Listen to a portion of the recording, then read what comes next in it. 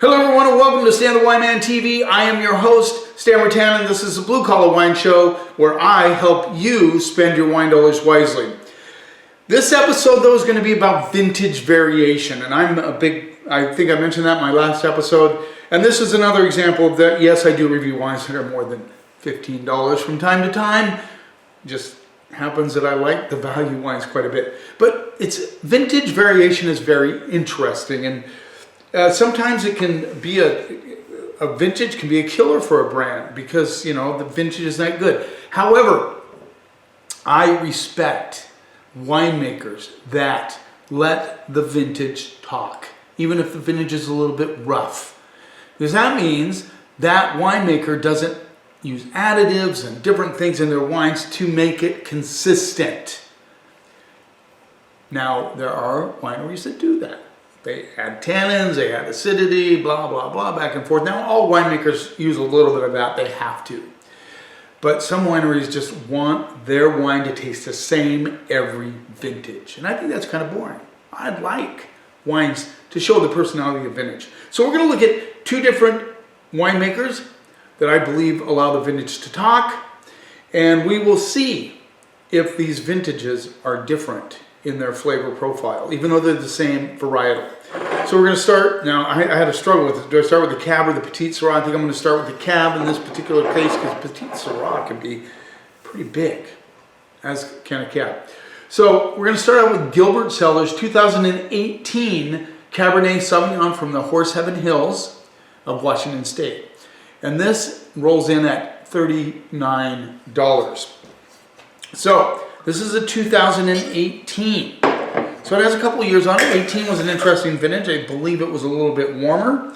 A lot of good wines came out of 18, but they were ready to drink right out of the bottle.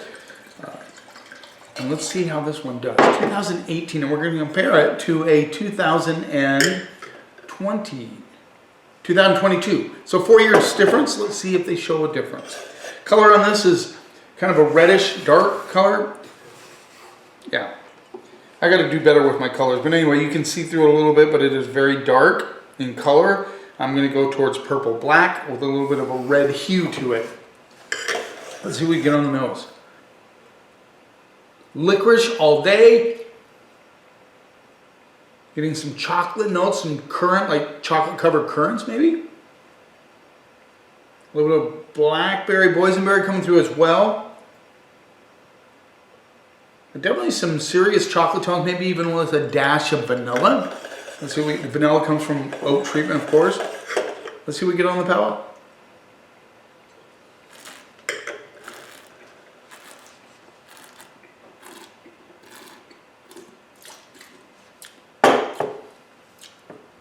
Very solid tannins. This is kind of grippy on the palate, which I like sometimes with the Cabernet Sauvignon, because a lot of times with Cabs, you're having them with a fatty prime rib, or you're having them with New York or something like that. So you need those tannins, good acidity. The currant notes come through. I'm getting some minerality, or maybe not minerality, but oak tannins are really prominent on this one.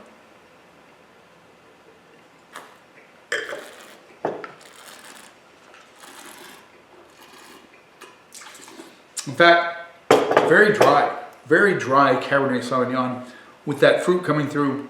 This one needs fruit. It's very dry. A lot of oak tannins on this one.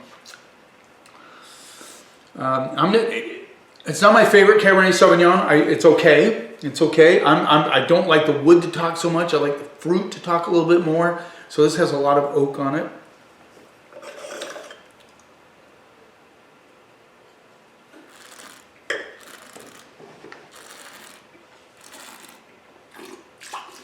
Actually, this 18 probably could use a few more years in the bottle, might balance out a little bit.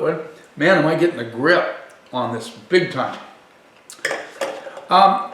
Interesting. I don't know if I'm going to grade these necessarily. This is about vintage. I think this is a well-made Cab, but I don't like the oak being overpowering on this one. I don't know if you guys want me to grade these or not. I know I do grade them most times. I'm going to go B-. I just think it's a little bit out of balance with the oak. But now let's compare it to the 2022, which, if you guys have been paying attention, you know that I think 2022 is a great vintage. This is, again, they changed their label quite a bit. Quite a bit. 22 is their new label. A little bit of a gutsy move. I always think it's really tough to change labels. Again, Horse Heaven Hills.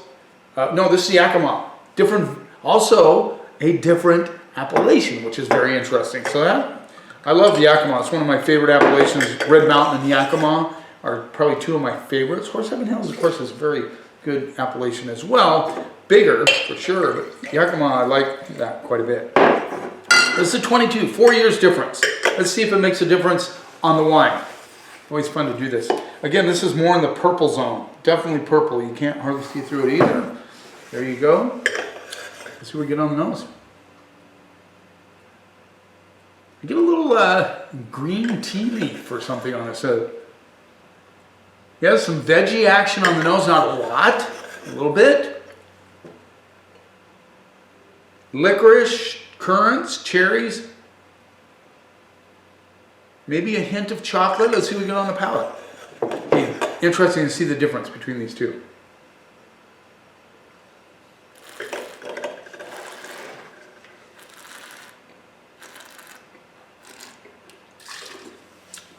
See now this one a lot different. The fruit on this one is more prominent. The tannins haven't attacked it, thrown it out of the, get out of my way, I'm going to show you tannin. No, it has a tannic structure, but it has the fruit as well. Good acidity, good balance, nice currant notes, dark cherry notes on this one. A little bit of chocolate as well. Not a lot, just a little bit.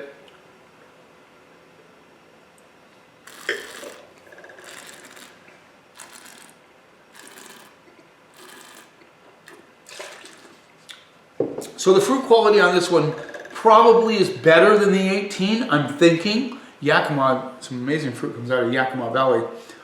So there you go. I mean, Dusty did a nice job with this one. That's the winemaker's name? I think so. Yeah, I think. Am I getting that right? Yes. Anyway, a nice job. Much better. Much better. If I had a choice, I like 22 vintage a lot. This is really showing. I hear 25 is going to be a fantastic vintage as well. I'll be excited to see that. But right now, I'm really digging the 22s. And this 22 Gilbert Cellars Cab is fantastic. Much better than the 18. I wouldn't even buy 18 if I were you. Just saying. Go to the 22. Fantastic wine. I'm going to go A- on that. I think it's quite a bit different and quite a bit better. So different appellation, different year, and the quality has come up on that one quite a bit. Probably because of the fruit source. So now we're going to go to one of my favorite wineries, Longship Cellars, Kyle and Cassie Welch. Longship Cellars 2017. Once is enough. Petite Syrah, Wahluke Slope, Washington State, $28. 2017, now that's an interesting vintage. The initial reviews of 17 were they were a little tight, a little floral, they weren't ready yet, but now the 17s are really starting to show their stuff. So let's see what this one's doing compared to its sibling, the 2020 Petite Syrah. Now Petite Syrah is one of those grapes that a lot of people, it used to be big with Stag's Leap. I don't think it's as big as it used to be for whatever reason. I love Petite Syrah. Very purple in color. And yes, 2017, guys, it's crazy. I remember, I've been looking for 17s from time to time because I think they are coming out to be much better. I'm really curious about this one. Petite Syrah is related to Syrah. It's a pairing of Palauerson and Syrah by Dr. Durif, who, kind of, what's the word? He cloned these together to come up with Petite Syrah. A lot of people, not a lot of people think it should be just Durif, because that's what it was named after. But in California they call it Petite Syrah, Washington they call it Petite Syrah. Let's see what we get on the nose.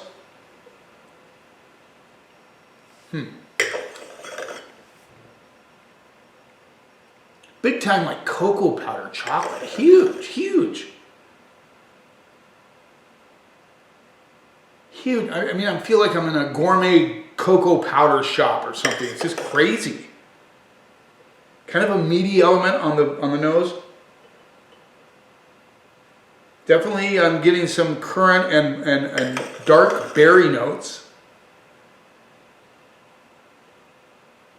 But man, that cocoa powder is unbelievable. Let's see if we can get on the palate.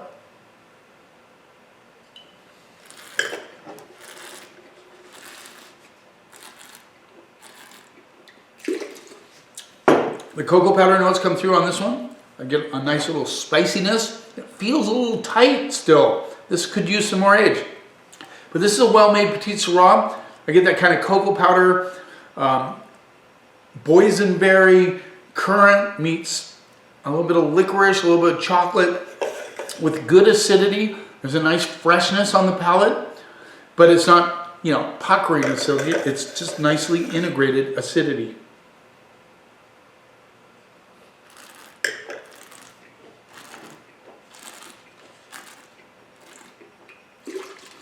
Those cocoa nuts are just crazy. If you're big into cocoa powder, really gourmet type stuff, this would do it for you. Nice tannins really kind of grip on the finish, but not over the top. This is a nicely balanced wine. I think this needs a few more years, to be honest. It's still a youthful wine, and a couple more years, this thing will really come out. I really like it. I'm going to go A-A on that. I think very well made. I'm not always that nice about wines, but this is a 2020. Once is Enough Petite Sirah from Longship Cellars. This is also While Luke's Slow, so same appellation, and $28.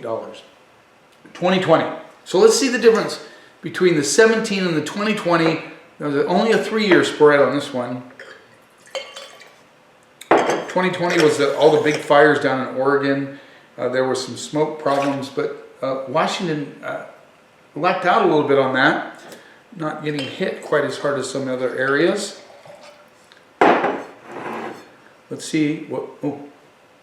Now you can tell this is a little bit more youthful. It's a little brighter purple on it, on this one.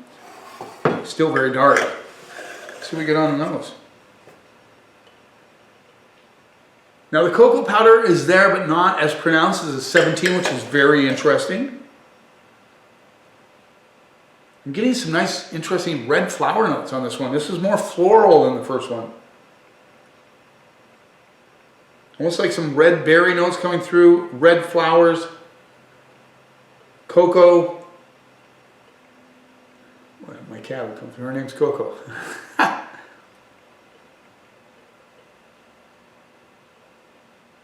Yeah, and like I said, red berries, red flowers, a little bit of dark fruit coming through as well. Maybe some dark cherry notes. Let's see what we get on the palate. So the difference between the 17 and the 20, let's see what it is.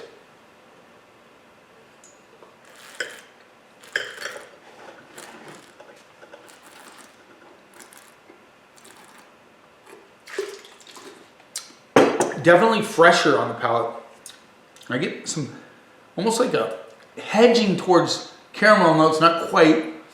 The powder, the cocoa powder is there, but not quite as pronounced as the 17. Much fresher, which you would expect for a newer wine. Same kind of tightness really on this one as I described the first one. This one could use some age as well, but I like the flavors on this one. You get that kind of red berry meets dark fruit thing going on with a little bit of that chocolate kind of cocoa tones coming through and nicely balanced acid.